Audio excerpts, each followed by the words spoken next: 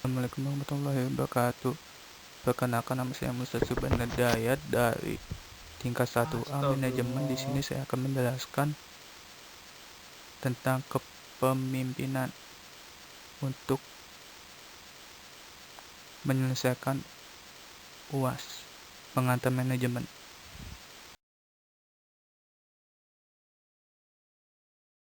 Oke, di selanjutnya adalah ada tipe-tipe kepemimpinan. Tipe-tipe kepemimpinan dibagi menjadi 5. Yang pertama, otoriter. Otoriter adalah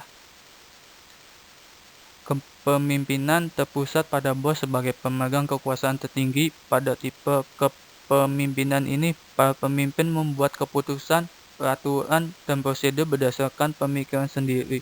Mereka jugalah yang bertanggung jawab. Dan yang kedua adalah demokratis. Demokratis itu adalah kebalikan dari otoriter, yaitu tipe kepemimpinan demokratis yang mengutamakan kontribusi orang-orang di lingkungan kerja. Pemimpin kemudian menentukan keputusan akhir, tapi ia akan mendelegasikan wewenangnya kepada orang lain. Di selanjutnya ada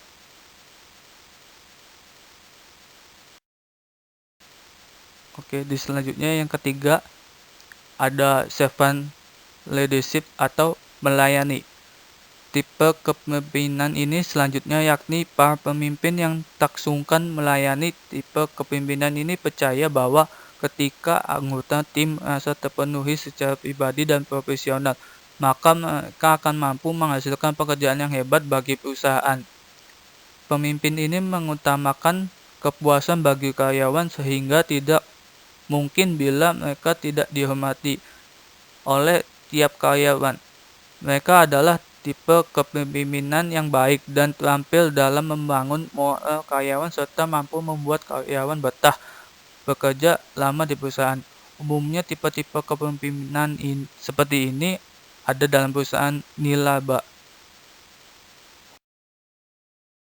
Oke, yang keempat ada birokrasi. Birokrasi adalah pemimpin dengan tipe yang mengharapkan anggota tim untuk mengikuti aturan dan prosedur yang tepat sesuai yang sudah ditulis. Tipe kepemimpinan ini fokus pada tugas dalam hierarki di mana setiap karyawan sudah memiliki daftar tanggung jawab masing-masing. Dan yang terakhir, visioner. Visioner itu pemimpin yang memiliki tipe ini biasanya memiliki visi yang jelas dengan selalu berinovasi dan inovatif dalam rangka mencapai target yang ditentukan.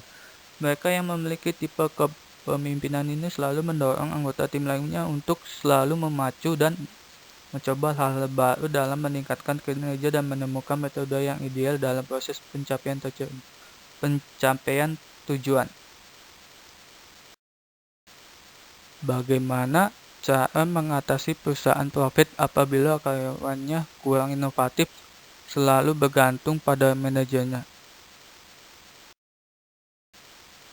Ada 3 cara menurut pribadi saya sendiri. Yang pertama, kenali dulu dan pahami akan masalah terhadap karyawan, apa yang bisa menyebabkan kurang inovatif.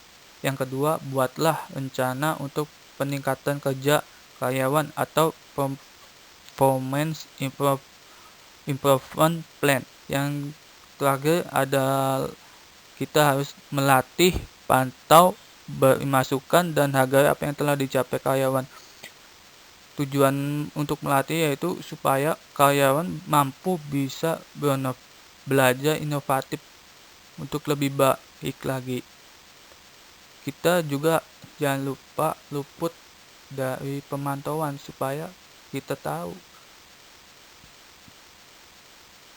karyawan tersebut apakah mampu berubah atau tidak, dan kita juga harus bisa memberikan masukan terhadap karyawan supaya karyawan tersebut mampu dan semangat sungguh-sungguh saat bekerja.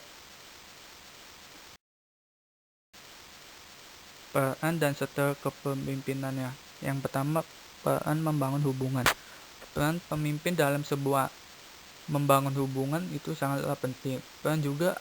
Pemimpin juga harus bisa membawa energi yang positif kepada karyawan atau setiap orang mempunyai energi dan semangat. Jadi pemimpin harus selain bisa tegas, disiplin, pemimpin juga harus bisa menjalin sebuah hubungan terhadap karyawan maupun orang lain. Peran yang kedua yaitu peran mempengaruhi orang lain. Kepemimpinan ini merupakan proses di mana seorang individu mempengaruhi sekelompok individu untuk mencapai tujuan. Jadi, pemimpin juga harus bisa mempengaruhi banyak orang supaya bisa mencapai target atau tujuannya dalam perusahaan tersebut.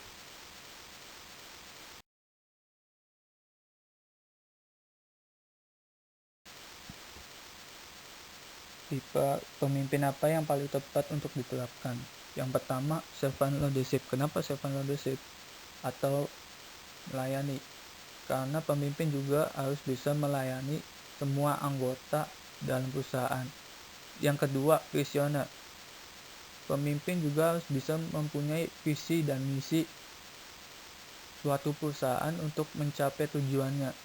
Karena ketika pemimpin bisa mendapatkan atau mencapai tujuannya, maka karyawan tersebut akan memiliki inovatif yang baru sehingga karyawan tersebut tidaklah malas ataupun yang lainnya.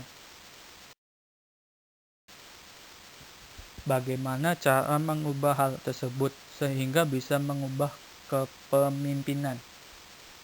Caranya menurut pribadi saya sendiri yaitu karyawan harus bisa menerapkan motivasi kerja sehingga karyawan akan melatih diri sendiri menjadi lebih baik, dan manajer harus bisa memberikan masukan terhadap karyawan supaya karyawan memiliki jiwa pikir inovatif dan kreatif untuk menjadi seorang pemimpin.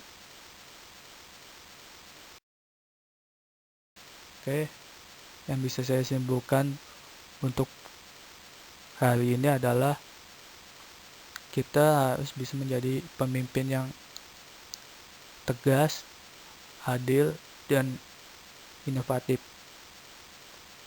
Segitu aja, kurang lebihnya mohon maaf kalau ada kata-kata yang kurang enak didengar. Terima kasih atas waktunya. Selamat